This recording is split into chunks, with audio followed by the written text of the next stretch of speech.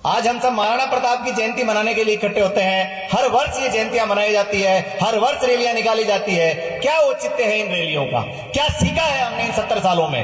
पिछले 200 वर्षों से केवल और केवल हमारे राजपूतों के बीच में और इन अन्य जातियों के बीच में खाइयां पैदा करने का कार्य इन कुसंदगित लोग और जो देशद्रोही लोग हैं उन्होंने किया है। हमने उन चीजों पर विचार करने का कार्य नहीं किया कभी।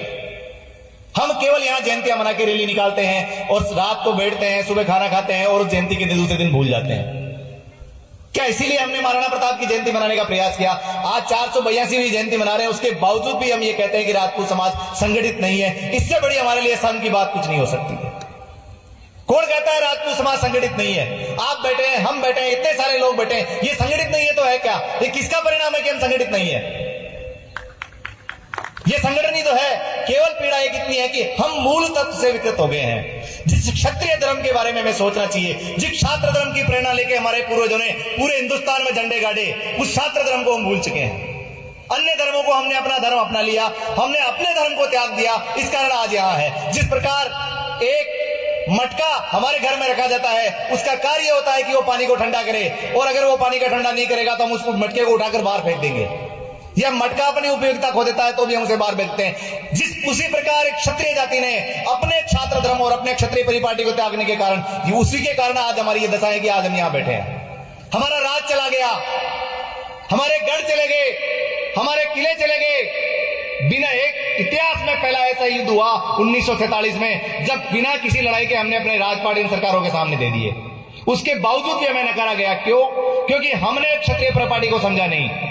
लोगों ने हम पे इन 200 सालों में इतने बड़े आरोप लगाए। लोगों ने ये कहा कि हमने अन्य जातियों पर अत्याचार किए हैं। मैं जानना चाहता हूं, एक राजा का नाम मुझे बताए जिसने किसी अन्य जाति के ऊपर अत्याचार किया। श्री राम से लेकर आज तक राजपूतों ने सिवाय त्याग के अलावा कुछ नहीं किया है। श्री राम ने, लोगों ने कहा हमने भेदभाव किए। कहां किया हमने भेदभाव? श्री राम ने किसके हाथ से बेर खाए? सबरी के हाथ से बेर खाए। सबरी कौन थी? भील जाति से थी। फिर भी कहा हमने भेदभाव किया। महाराणा प्रताप जिनकी आज हम जयंती मनाते हैं, जब वो किले में रहे तो महाराणा प्रताप राणा प्रताप रहे, राजा रहे, लेकिन जब वो जंगलों में चले गए उन भीलों के बीच में, तो प्यार से लोग उन्हें कीका कहने लगे। ये सब उन भील जातियों ने हमें दिया। हमने कहा उनके साथ अन्याय या अछूत का कार्य किया? हमें केवल बदनाम करने की साजिशें इन कुसंगठित लोगों के द्वारा की गई है। ये हम राजपूतों को इस बात को समझना होगा। ये समझना होगा कि ये हमें लड़ाने की साजिश है। राजा राजा तभी तक होता है जब प्रजा उसे राजा मानती है। ये बात ये लोग जानते थे कि आज भी जब देश आजाद हुआ 1947 में और चुनाव हुए, उस चुनाव में सबसे अधिक जीतने वाले एमएलए हमारे राजा महाराजा थे। तो ये लोग जानते थे कि ये प्रजा के लिए लड़ने वाले लोग हैं। उन लोगों ने मीडिया के माध्यम से, सोशल मीडिया के माध्यम से, टीवी के माध्यम से, अखबारों के माध्यम से, किताबों के माध्यम से हमारे इतिहास को मिटाने का प्रयास किया, हमें मिटाने का प्रयास किया, और हम मूक दर्शक बैठे रहे। और आज भी हमारी वही स्थिति है। आपको 13 साल के बालक की छोटी सी कहानी याद दिलाता हूं। जोधपुर में एक महाराजा साहब थे, औरंगजेब के यहाँ रहा करते थे। उस समय 13 वर्ष का उनका बालक था। औरंगजेब वहां बैठा था। औरंगजेब ने कहा कि है कोई ऐसा राज दरबार में मेरे शेर से लड़ सके? उसके पास एक शेर था, बड़ा था, भूखा था, बड़ा भयंकर था, उससे लड़ने की हिम्मत किसी की नहीं थी। तो उसने कहा कि कोई है जो इस शेर से लड़ सके? तब वहां एक महाराजा साहब बैठे तो उन्होंने कहा मेरे पास इससे बड़ा शेर है।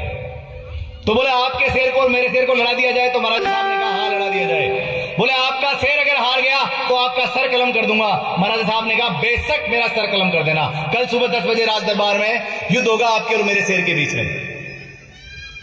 सुबह हुई, सारे राजपूत सरदार और सब लोग इकट्ठे हुए। मुगलों का भी दरबार लगा, मुगल बैठे हुए। महाराजा साहब आ रहे। औरंगजेब ने कहा कहां है आपका शेर? उनके पीछे एक 13 वर्ष का बालक, देखना भैया क्या उम्र रही होगी उसकी, 13 वर्ष का बालक धीरे धीरे उनके पीछे चल रहा है। बोले ये है। सारा दरबार उसको देखने लग गया। ये बालक लड़ेगा इतने बड़े खूंखार शेर से? बोले औरंगजेब ने कहा पागल तो नहीं हो गए आप? बोले आपको सोचने के, इस बारे में विचार करने की जरूरत नहीं। मेरा शेर तैयार है, आपका शेर तैयार है या नहीं है? दोनों को युद्ध के मैदान में उतार दिया गया। उस शेर को पिंजरे से खोला गया। शेर ने जैसे ही उस 13 वर्ष के बालक पे छलांग लगानी चाहिए, 13 वर्ष के बालक ने अपने हाथ से कटार निकाली। तब महाराजा साहब ने उस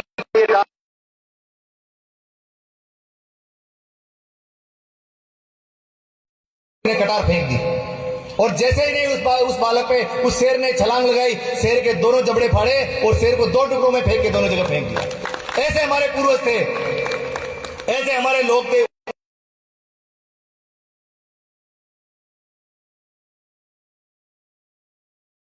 राम के वंशज है, उसके बावजूद हम ये कह रहे हैं कि संगठित नहीं है। कहां संगठित नहीं है? संगठित है, लेकिन हमारे अंदर विचारधाराओं का भेद है।